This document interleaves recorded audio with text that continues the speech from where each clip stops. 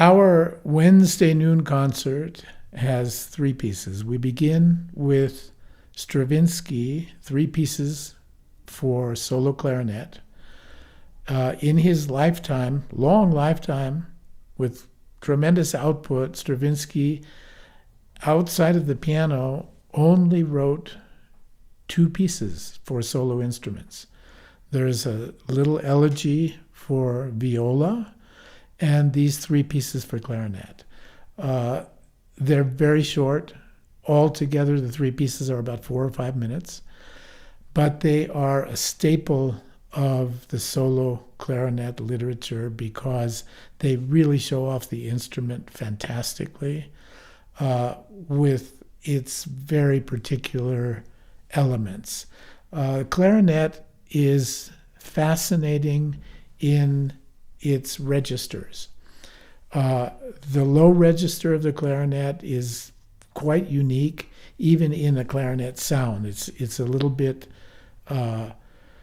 breathier and softer, and Stravinsky exploits this very much in the first little piece. And then the contrast between high and low are also exploited, which is unique to the clarinet.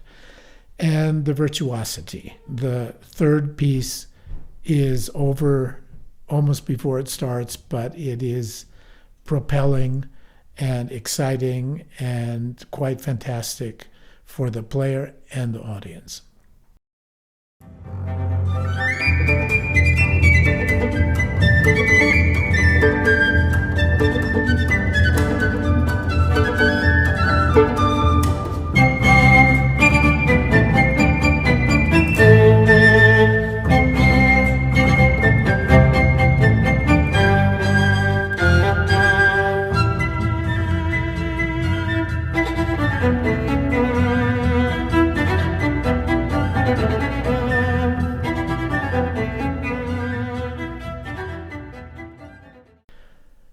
The second piece on our program is a trio. We have many trios in this first week, and I'm very proud to say that they have very contrasting members. We've had in our opening concert a trio for violin, cello, and bass, and now we have a trio for flute, viola, and bass, which is quite unusual. I don't know of another one.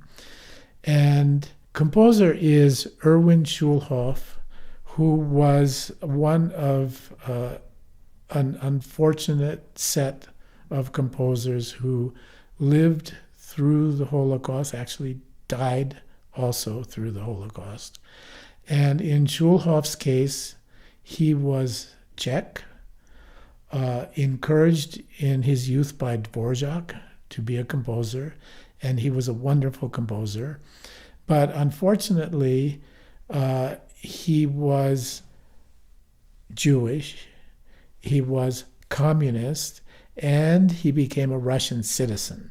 So at a certain point, he was rounded up by the Nazis and perished in a concentration camp, along with a number of Eastern European composers who could have been, should have been, and in Schulhoff's case actually managed to have quite an output.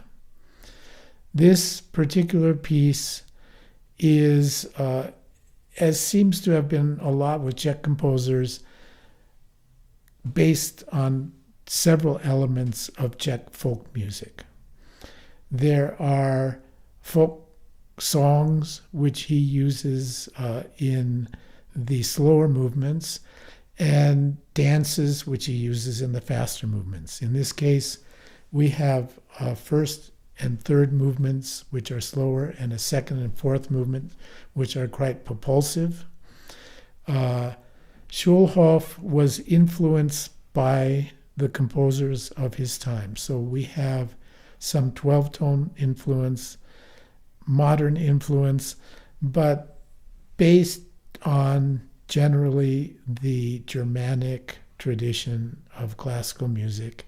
And the piece is very idiomatic, has its own voice, and in spite of the circumstances of his life, there is a lot of joy and propulsion in the faster movements and lyricism in the slower movements.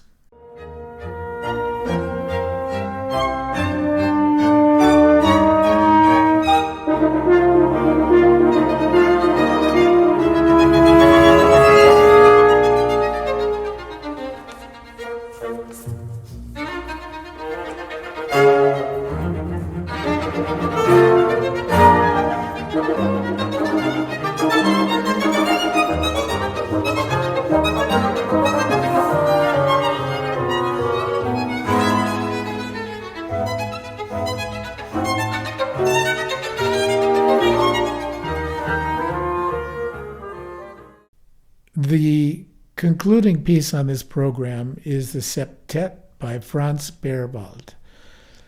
Berwald is known as the father of Swedish music, the first memorable, great Swedish composer.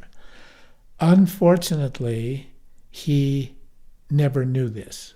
He had no idea that he would become this, and struggled throughout his life to even make a living as a composer, which he basically did not. He had several other professions. His symphonies, he wrote 4 symphonies, never heard 3 of them.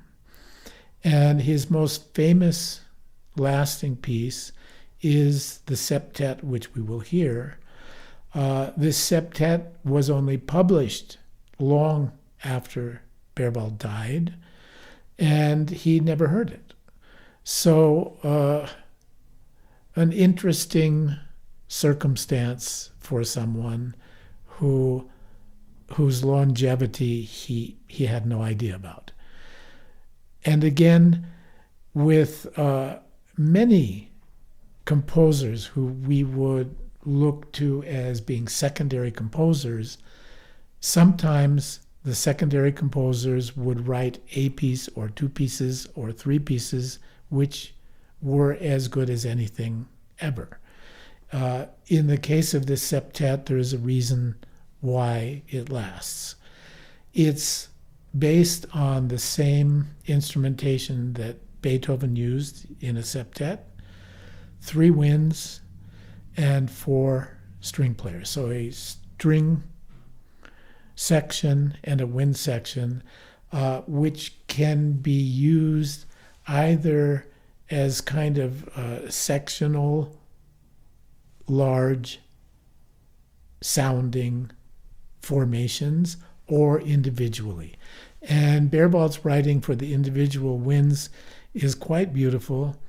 The piece is in the standard 3 movements that you would expect, but with a little bit of a twist in the second movement.